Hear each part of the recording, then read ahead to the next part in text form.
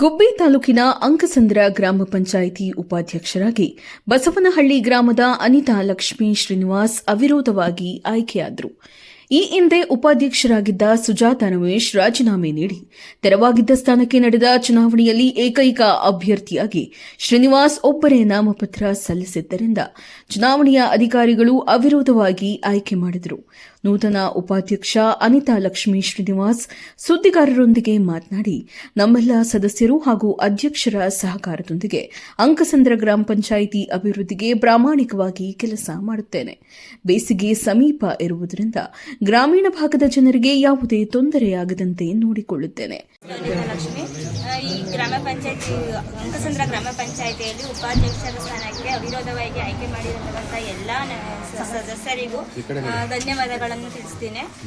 ನಾನು ಈ ಗ್ರಾಮ ಪಂಚಾಯಿತಿಯಲ್ಲಿ ಎಲ್ಲ ಸದಸ್ಯರ ಸಹಕಾರದಿಂದ ಏನೇ ಊರಿನ ಯಾವುದೇ ಸಮಸ್ಯೆಗಳಲ್ಲಿ ನೀರಿನ ಸಮಸ್ಯೆ, ಕುಡಿಯೋ ನೀರಿನ ಸಮಸ್ಯೆ ಆಗಲಿ, ಬೀದಿ ದೀಪಗಳ ಸಮಸ್ಯೆ ಎಲ್ಲ, ಚರಂಡಿ ಕ್ಲೀನಿಂಗ್ ಎಲ್ಲನ ಮಾಡೋದಕ್ಕೆ ಪ್ರಯತ್ನ ಪಡ್ತೀವಿ. ಸರ್ಕಾರದಿಂದ ಯಾವುದೇ ಸವಲತ್ತುಗಳು ಬಂದರೂ ಜನಗಳಿಗೆ ತಲುಪಿಸೋಕ್ಕೆ ಪ್ರಯತ್ನಿಸ್ತೀವಿ ಅಂತ ಹೇಳಿ ಪ್ರಾಮಾಣಿಕವಾಗಿ ಪ್ರಯತ್ನಿಸ್ತೀವಿ. ಎಲ್ಲರಿಗೂ ಧನ್ಯವಾದಗಳನ್ನು. ಬೀದಿ ದೀಪ, ರಸ್ತೆ, ಚರಂಡಿ ಸೇರಿದಂತೆ ಮೂಲಭೂತ ಸೌಕರ್ಯಗಳಿಗೆ ಮೊದಲ ಆದ್ಯತೆ ಕೊಡುತ್ತೇವೆ. ನೆನಗುತ್ತಿಗೆ ಬಿದ್ದಿರುವ ಕಾಮಗಾರಿಗಳನ್ನು ಶೀಘ್ರದಲ್ಲೇ ಬಗೆಹರಿಸಲಾಗುವುದು.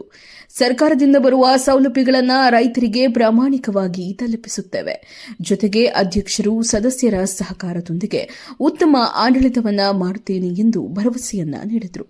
ನನ್ನನ್ನು ಅವಿರೋಧವಾಗಿ ಆಯ್ಕೆ ಮಾಡಿದ ಎಲ್ಲರಿಗೂ ಅಭಿನಂದನೆಯನ್ನ ಸಲ್ಲಿಸಿದರು. ಇದೇ ಸಂದರ್ಭದಲ್ಲಿ ಕಾರ್ಯಕರ್ತರು ಪಟಾಕಿ ಸಿಡಿಸಿ ಸಂಭ್ರಮಿಸಿದರು.